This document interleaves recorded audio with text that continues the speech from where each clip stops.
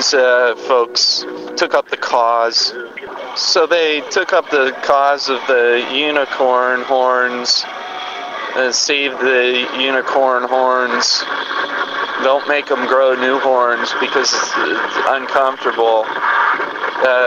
Cutting off the unicorn horns was like giving a person a haircut or a toenail trim, but this group didn't want to hear it. Now Walmart, and which was naturally the biggest unicorn, was the only unicorn harvester in the world, or in the universe anyway, had kind of a rivalry with this group. And of course they had a huge rivalry. The group grew to include over 72 members, which was at that point in history the biggest opposition to Walmart that had ever taken place. Walmart's band of hitmen set out to eradicate the group,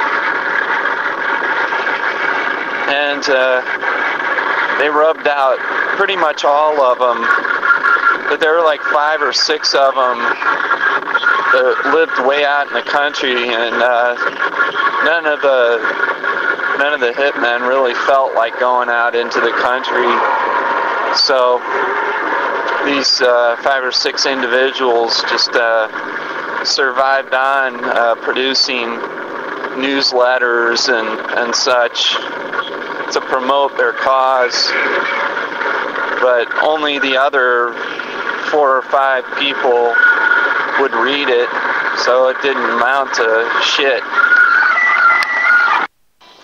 All of these individuals were forgotten for a long time, but one of them still festered with his thoughts of rebellion. His interest in the unicorns had waned,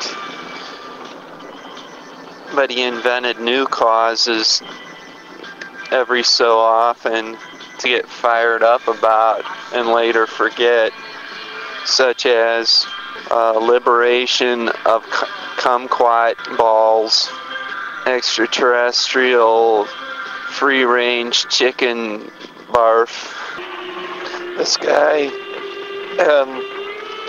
started making vomit bombs.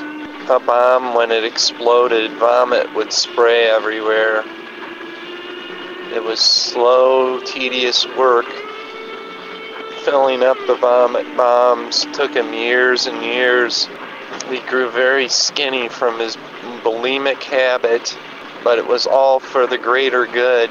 He planned to plant vomit bombs throughout the universe inside Walmart stores and detonate them all at the same time,